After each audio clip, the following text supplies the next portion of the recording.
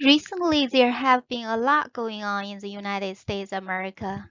It's like all of a sudden everyone has to pick a side now, Biden or Trump. In an interview, a young man said he would rather punch his mother's face to guarantee Biden's victory. The young man's comments have shocked me, and I believe it has shocked a lot of you as well. To answer why it has shocked me, I'd like to start with a story about my grandfather. My grandfather is a Chinese doctor.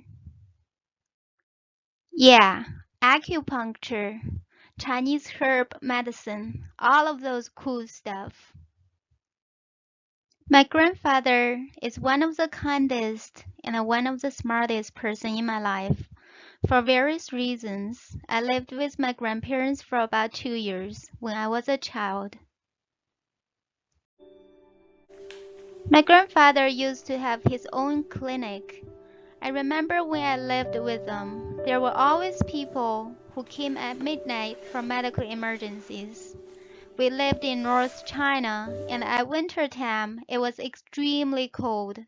My grandfather always got up from his bed and helped the people out, but he never charged them anything extra.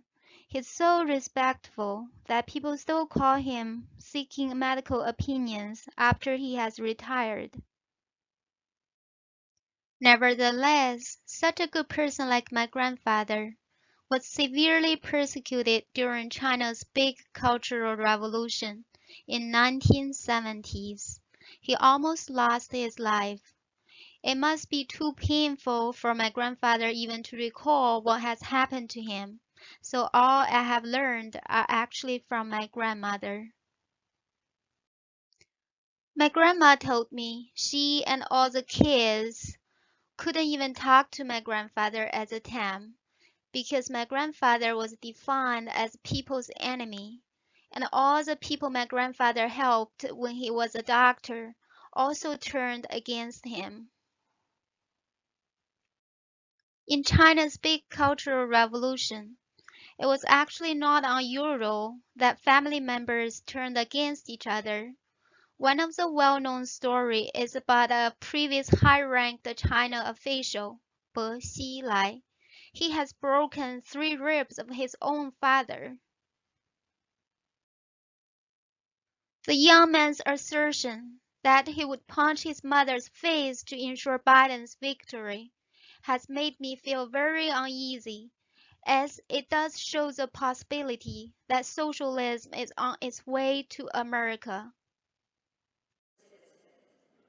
Freedom and democracy are not just slogans. Millions of people like myself, we left our home country. We left our beloved families and friends. And we came to the United States for the sake of freedom. If America loses its foundation, where else can we go? Influenced by my grandfather, I'm a very big fan of traditional Chinese culture. So at each episode, I'll show you something really cool about the country with thousands of years of history. This instrument is called guqin or qin. It has thousands of years of history. It's one of the earliest musical instruments in this human being civilization. When I feel stressful, guqin music can actually help me calm down. I hope you enjoy it too.